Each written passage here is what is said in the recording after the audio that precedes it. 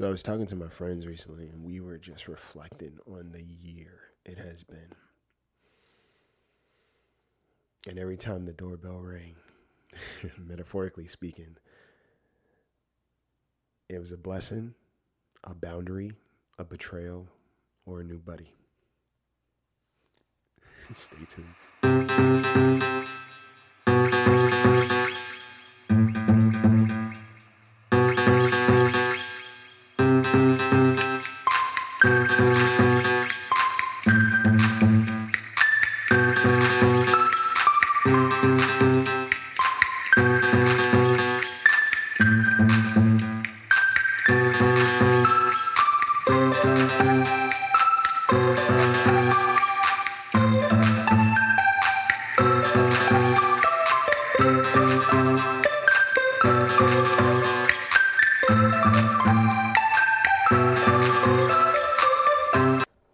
Hello.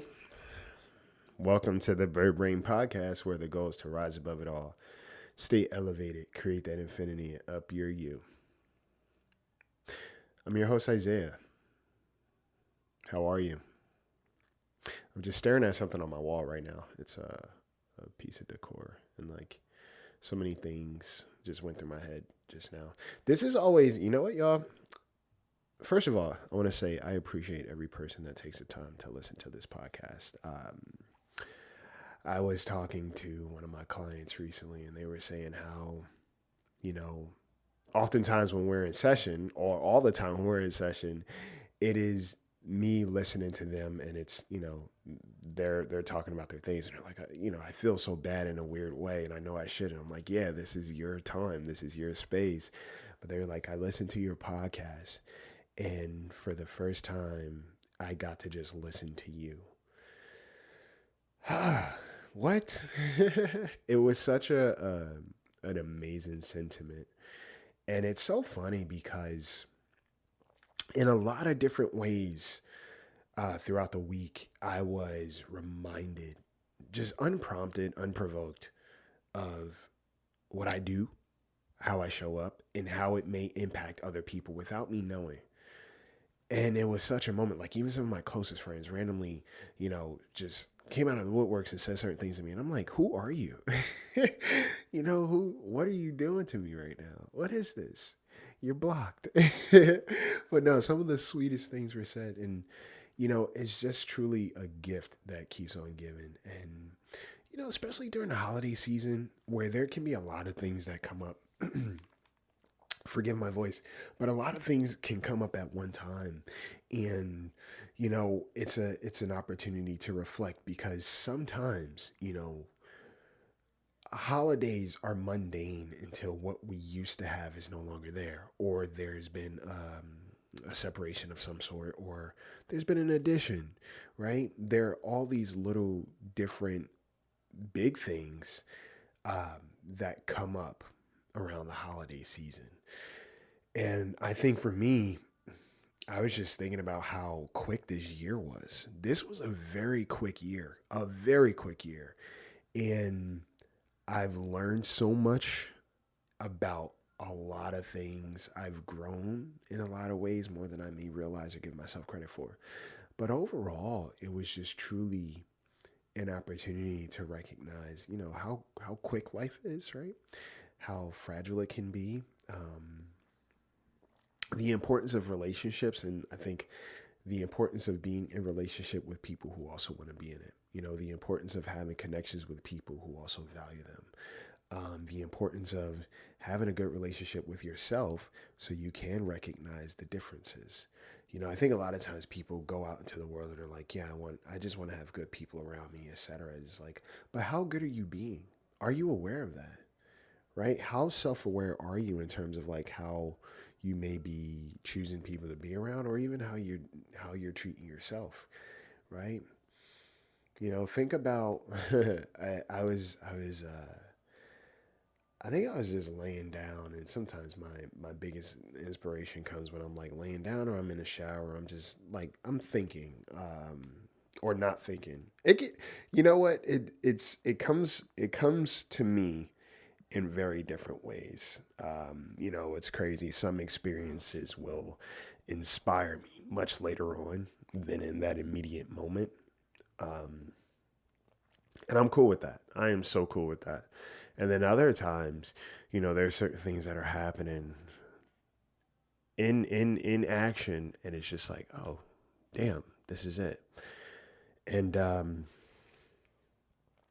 yeah, I was talking to a friend of mine, and she basically coined it the fog of fuckery. The fog of fuckery. And it's basically in that vein of, when you're going through transitions, especially your connections, your significant connections, and things just don't make sense in terms of how they transpire. They make sense on a sub level, but superficially, they just don't make sense. How a person starts to behave, the what you're picking up on that may not be, a, I guess, visible to the naked eye, but you catch the waves, you catch the vibes, you catch the energy, and it's foggy at first. But it's only foggy because you don't trust yourself enough to understand your experiences and the history of who you are to make certain decisions or to pick up on certain cues that something may be good for you or not, right? Intuition. And we were just talking and we were kind of catching up, and it was just like one of those moments of understanding, like, oh wow, this has been significant to my year, or this has happened, and it's crazy.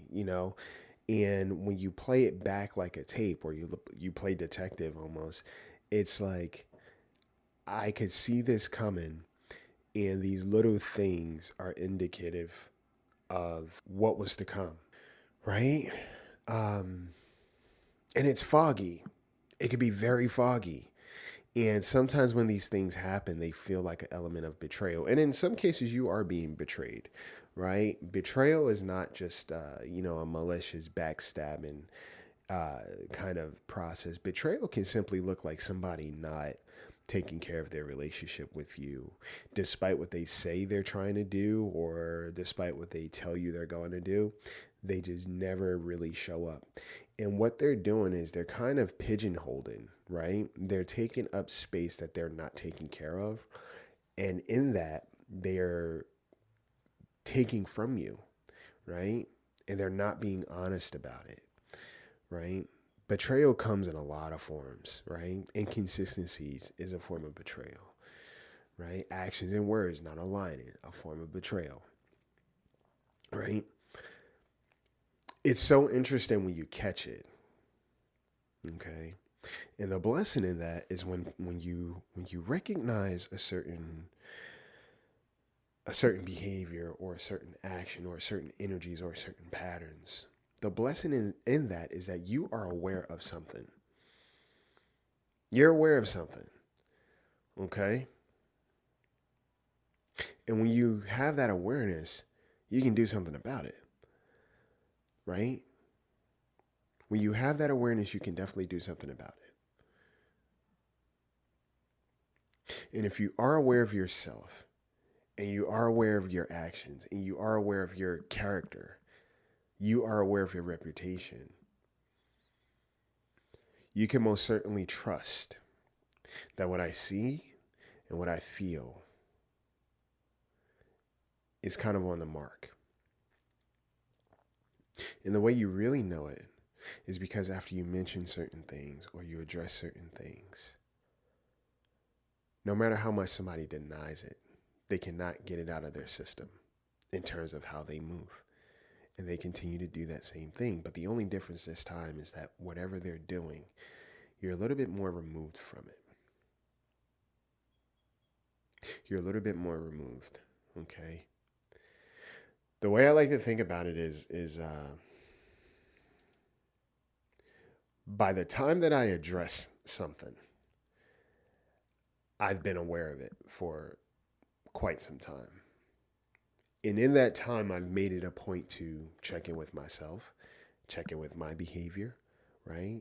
Hold myself accountable first before I bring the whole thing to the table, because I want to make sure that I am not uh, persecuting this person, um, you know, misreading the signs or anything.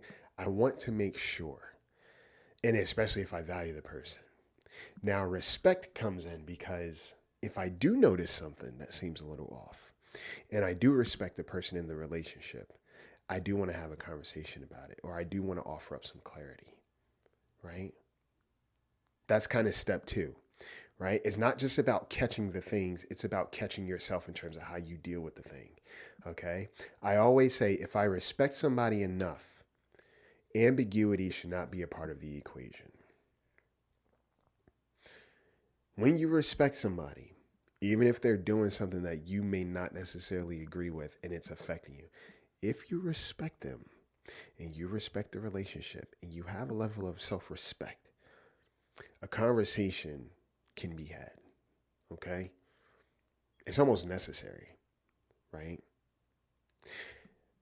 And then after that, you get to see how they respond, you get to see how they reciprocate, you get to see how they show up. And if it is something that could be changed, you get to see if there's changed behavior after the apology that they give you. It's kind of a formula, okay? It's truly a formula. So for me, like I said, I assess, you know, I throw in accountability, I ask questions, I listen, and then I adjust. And then I adjust. And the funny thing about it is, one of the things I don't fully like is that I'm rarely wrong. I like being wrong. And that's how often it doesn't happen, or that's how little it happens. I am the type of person, I love being wrong about people in that way. Because the goal is to keep relationships, right? So I rather be wrong. I rather read this situation wrong and know that, oh, it was just a miscommunication, or misaligned perception. It was on me. I was like, all right, perfect, because I can adjust that, right? I could work on myself if it's me. But if I spot a certain pattern, or I spot certain behaviors, or I recognize a certain energy, and I value myself enough, the relationship is going to change. Inevitably, the relationship is going to change. I think I'm not the type of person that can sit in dis-ease or misalignment. I can't do it. I don't know how people do it. They're like, oh yeah, I have this friend, we don't really do this, or I have this relationship and we're kind of this and we're kind of not. And it's like, it just seems like a ball of uncertainty, and there's a fear of making the necessary adjustment. I cannot do it. I know that about me. I cannot do it. I give so much courage and power to people who do it. I can't. I cannot. Right? I value clarity. I value it big time. And if it's not there, I will ask for it, right? In my spirit or the other person or both. I will ask for clarity. I will do my best to create clarity. Okay? And sometimes I want you to be mindful too, because even after a conversation of seeking clarity, you may still feel confused. The reason why is because on some level, the person's probably not being fully honest. And that's a thing too, right? The fog of fuckery. Just because you seek clarity and just because you're seeking open communication and you're having that does not mean that the person on the other end is showing up with full honesty and full clarity. And you'll know it. You'll know it because the relationship inevitably shifts. Okay? Someone who is intentional is going to look for ways to create clarity by design. They don't really it is not this ambiguous kind of mode of operation. Okay.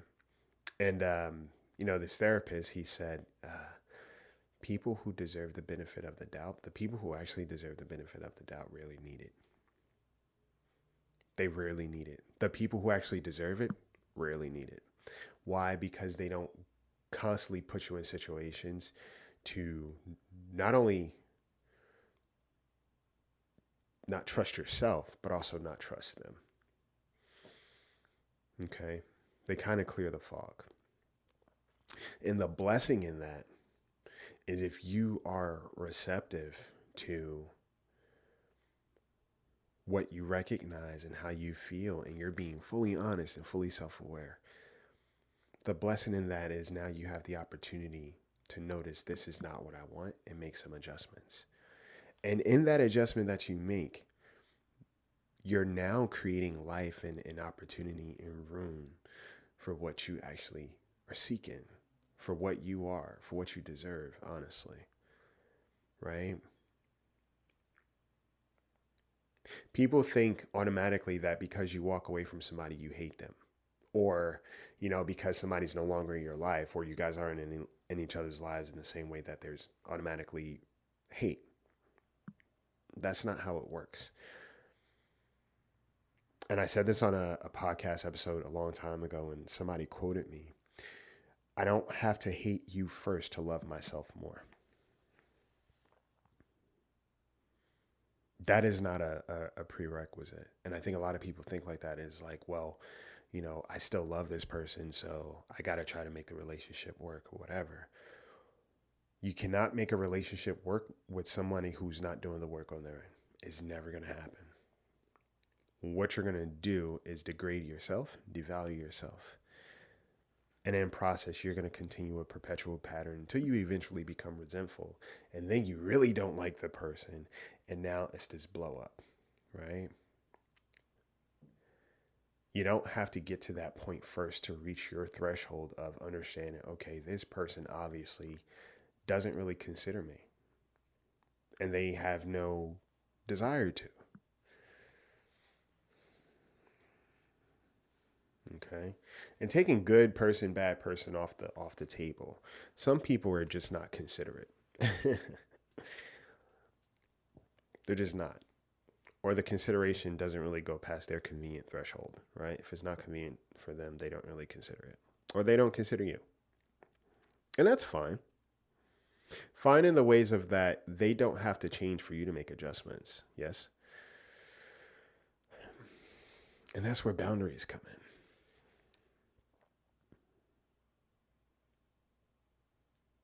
One of the best things that you can receive in this life is somebody's truth, okay? And your own. It's one of the best things. The reason why is because it now gives room for what's necessary, what you're seeking, and what you desire, right? When you're truthful and when you allow the other person to be truthful, when you stop forcing things, okay? When you just allow things to be what they are, okay?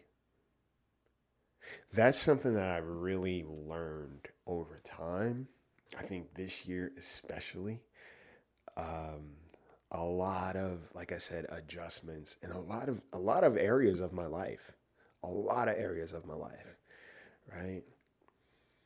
There were some amazing things to come about this year. And, there was some necessary clarity to come about this year too, right? There was always a package waiting at my door. Always, right? Sometimes it was a boundary. Sometimes it was a new buddy, right? Sometimes it was a betrayal, right? But in all, it was always a blessing at my door. You know, the gift that keeps on giving is self awareness, honestly. Because with awareness, there is accountability, right?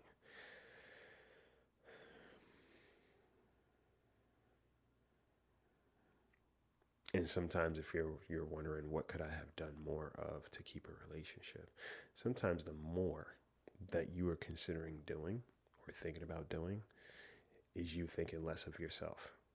That's the only way you'll be able to keep some relationships alive, is by slowly being willing to kill yourself off.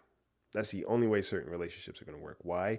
Because the relationship desires, or the person in the relationship, in one way or another, is expecting you to tolerate their lack of effort or their mistreatment. But if there's one thing I value so much is when you're in these impasses and you're in these moments of uncertainty, even in your professional life, like, you know, in terms of like just life purpose, like, am I doing what I'm supposed to be doing? Should I be doing this? You know, am I wasting my time, etc. Personally or professionally, you will get reminders. Like I said, my people were just saying some of the kindest things to me, and it was unprovoked and unprompted. And it's not, I wasn't looking for it at all. I was just kind of going about my day, doing my thing. And then somebody just says something. I'm like, whoa, right? So even in those moments where there is a breaking of a bond, or there is a certain betrayal, or, you know, there's certain pain body that you're wearing about a situation or about circumstances, you will be reminded of who you are. And you will also be reminded of how your actions impacted other people. You will be reminded of how your work matters. And all of that is because you are doing you. You are doing what you're supposed to be doing. There was a lot of quotes this week too. It's like, you know, being a good person is not about doing things out of convenience. It's about doing things with conviction, right?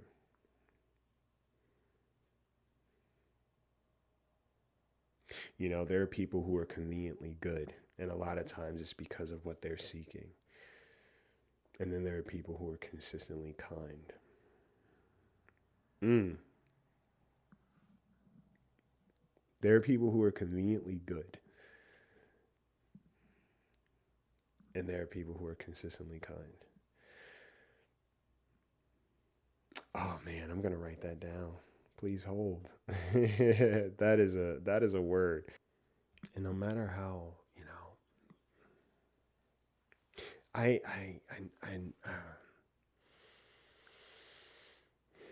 think over time I've also become very sensitive to the word good, right? I don't necessarily go through life labeling myself as a good person or telling people, hey, I'm such a good person. You know, sometimes I'm however you treat me.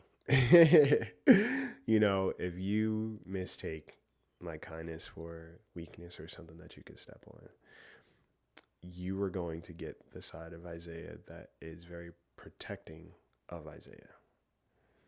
The side of Isaiah that doesn't play about Isaiah. And that's because he's a kind person, right? Even kind people are kind to themselves.